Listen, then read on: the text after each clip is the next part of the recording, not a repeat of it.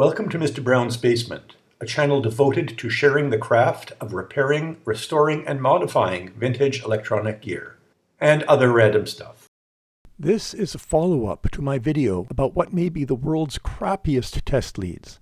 If you didn't see that video, it was about the worst quality alligator clip test leads I've ever seen in my life. Not just because the clips don't hold and the wires are barely attached, but because the wires failed the magnet test. Yes, the wire is made out of iron, which has almost 7 times the resistivity of copper, or 3 times the resistivity of aluminum. It's a short video. You may wish to watch it here. There were lots of comments made about that video, with many people saying that they had the same crappy test leads and making the suggestion that the only way to have decent test leads is to make them yourself. Thank you to everyone who commented. Since getting those test leads and generously donating them to e-waste, I've been searching for a reasonably priced alternative. This video is about the ones I've found. And while they're not perfect, they're at the very least usable and useful. Of course, if you want to have the best test leads, you'll probably have to make them yourself. These test leads I found are worth considering, and surprisingly, they are priced almost the same as the really crappy ones I reviewed before. To be clear, I bought these test leads with my own money. Neither I or my channel are receiving any compensation from the manufacturer or the distributor. The opinions are completely my own. Quick recap of the last video. For $10, I received a 10-lead 2-pack. That's 20 leads. The brand name was Thesindi. I don't know if that's the right way to say it. No information is given on the size or composition of the conductor, though I estimated it to be around 28 gauge, and I was shocked to discover that it was iron. The end clips were attached by crimping through the insulation. The ends were not soldered. I determined that the resistance of each lead was about 0.6 ohms. That much resistance in a test lead is appalling. The relatively large voltage drop that occurs at anything but small currents creates a potentially huge error in the measurements taken at the load. Compare that to the measurements you should get. Let's look at what I got for $12. I received a 2-pack of 10 leads. That's 20 leads. The brand for these is WGGE. They are described as nickel-plated with PVC insulators. The clips are soldered and stamped. The description says they are 22 gauge copper with PVC insulation. Let's see if the description is reasonable. First, I'm going to remove the boot over one of the test lead clips to see how it was put together.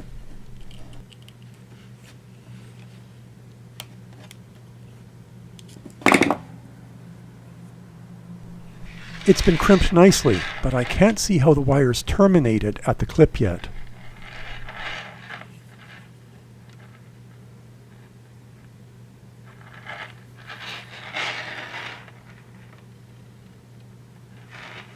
There, I can see the wire has been soldered onto the clip on the inside. And on the outside. That's good news. Next, let's see if the test leads pass the magnet test. This is the strongest magnet I have on hand. It looks like a pass. The test leads are not attracted to the magnet at all. On the other hand, the alligator clips themselves are attracted as expected. One last check with the magnet on the leads. Nothing. Here's where the tire meets the road, or in this case, where the test lead meets the ohmmeter. This is actually where the tire meets the road. Rather than measure the resistance of one lead with my ohmmeter, which isn't very accurate for resistances under 1 ohm, why don't I get the resistance of 10 leads in series, another 10 leads in series, and another 10 leads in series, and another 10 leads in series, 40 leads in series. And that way I should be able to get the total resistance and divide by 40 to get the resistance of each wire. All 40 of them are hooked up in series. And the red one.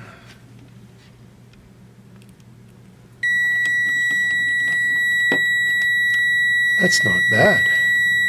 The resistance of all 40 leads connected together in series is under 1 ohm. That means in the very worst case, each lead cannot be even a 40th of an ohm. But still, I want to check the copper wire data to confirm. Here's a chart of copper wire data.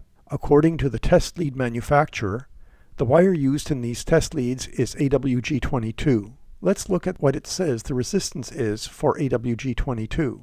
According to the chart, it is 16.14 ohms per 1,000 feet.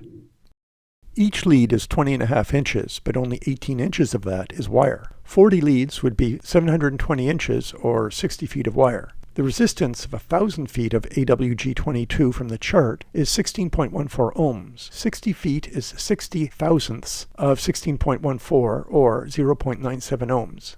So yes, we would expect that all these leads in series would be under an ohm. The manufacturer is likely telling the truth about the wire size and copper composition. While these cables aren't perfect and won't last forever, they are decent quality and at a decent price. Surprisingly, they are only marginally more expensive than the crappy iron core ones I reviewed before. Compared to those, these aren't going to fall apart, introduce a large voltage drop into a test circuit, or run warm with moderately large currents. While I agree that the best test leads will probably be the ones you make yourself, these are definitely worth considering if you don't have the time or inclination to make your own. I invite you to leave your comments. I will try to respond reasonably quickly. Kudos for getting this far in the video. I hope you got something out of it. Please like this video and subscribe to Mr. Brown's Basement for more interesting and unusual videos. And as always, thank you for watching.